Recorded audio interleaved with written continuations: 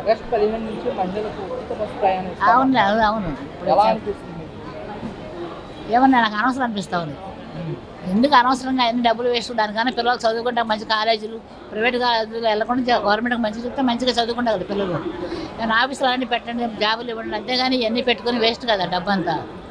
బస్సులు అంటే ఫ్రీగా తిరుగుతూ ఉంటారు తప్ప ఏమీ ఉండదు. ఏముంది అటు ఇటు తిరుగుతారు, షాపింగ్లు అని ఆడవాడికి పనులు ఇంట్లో కూర్చొని వెళ్తూ ఉంటారు ఫ్రీ బస్సు అన్న కన్నా. అదే నన్ను అడిగితే అనవసరం అనిపిస్తూ ఉంది. ఇంకా మరి కొంతమంది మహిళలు మేము ఉచితంగా ఎక్కడికంటే అక్కడికి వెళ్ళి రావచ్చు. ఎందుకు వెళ్ళేది షాపింగ్ కింద మార్కెట్ తప్ప ఇంకేముంది. అందరూ ట్యాక్స్ అన్నీ కట్టించుకోవాలి మొత్తం. ఏదైనా ట్యాక్స్ కట్టించుకుని మంచిగా చూడు, మంచి స్కూల్స్ పెట్టండి పిల్లలకి. గవర్నమెంట్ స్కూల్స్ పెడితే మంచిగా చదువుకుంటారు ఆడపిల్లలు ఎవరైనా కాడ. ఇది పెట్టి అనవసరం తిరుగుతారు ఆడపిల్లలు ఇంట్లో ఉండరు. ఇంకా ఫ్రీ బస్ ఉంటే టికెట్ ఉండని చెప్పేసి వెళ్తూ ఉంటారు, అటు ఇటు తిరుగుతూ షాపింగ్ సినిమాలని ఊళ్ళప్పుడు తిరుగుతూ ఉంటారు. పెడుతున్నారంటే పెడుతున్నారు చెప్తున్నారు, కానీ ఆగస్టులో అని చెప్తున్నారు. మరి ఏం జరుగుతుందో తెలియదు.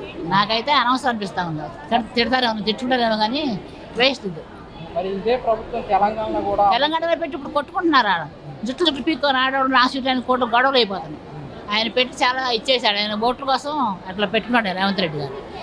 ఎక్కుతున్నారు, అందరికీ ఏం బస్సులు ఖాళీ ఉండవు. మగవాళ్ళు ఎక్కనివ్వరు, ఆడవాళ్ళు లేక పోట్లాడుకోవడం కొట్టుకోవడం చాలా గొడవలు దొరుకుతుంది హైదరాబాద్లో అయితే. చాలా టూ మచ్గా ఉంది. ఆటోలు అందరూ పాపం ఆటోలు పోయినాయి, పోయాను వీళ్ళు మరి గొడవ అయిపోయింది. మొత్తం వీళ్ళే గొడవలు చాలా ఇదిగా ఉంది అక్కడ. మరి ఇది పథకం వల్ల ఆటో వాళ్ళకి ఇబ్బందే. మరి వాళ్ళ ఆటో ఎవరు ఎక్కరు కదా. ఫ్రీ బస్ అంటే అది ఎక్కుతారు, ఎందుకు అనవసరం డబ్బులు వేస్ట్ అని ఎక్కుతారు కూర్చుంటారు. అంతేగాని ఏం లేదు. వాటికన్నా శుభ్రంగా మంచి కాలేజీలు పెట్టింది, మంచి టీచర్లు పెట్టి మంచిగా చదువు చెప్పించండి పిల్లలకి, ఆడపిల్లలకు మా పిల్లలకి కూడా. ప్రైవేట్ స్కూల్స్కి వెళ్ళకుండా డబ్బు కట్టి ఇందులో మంచిగా చేస్తారు, ఫ్రీగా చదువుకుంటారు పిల్లలు, పైకి వస్తారు, మంచి ఆఫీసులు పెట్టుకోవచ్చు. నా ఉద్దేశంతో అనవసరం అనిపిస్తూ ఉంది. మరి ఇప్పుడు వచ్చే నెల 12 కోట్ల ప్రభుత్వం సంవత్సరం అవుతుంది. అవును. అదే రోజున పిల్లలకి తల్లికి వందనము, మహిళలకు ఒంటరి మహిళలకు అని చెప్పి 1,00,000 మంది వరకు కొత్త పెన్షన్లు ఇస్తున్నారు. ఏం చెప్తారు? అదేం మరి ఆయన అది ఇస్తుంది, అది దాని గురించి నేను చెప్పలేదు. మాకంటూ ఏమీ అక్కర్లేదు.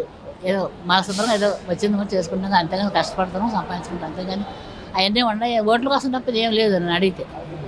అదేమన్నా ఫ్రీగా అలవాటు అయిపోయారు జనాలు. ఫ్రీ డబ్బులు ఫ్రీ సీట్లు అని చెప్పేసి అంత ఫ్రీ అయిపోయింది అంతా అన్ని చోట్ల కూడా.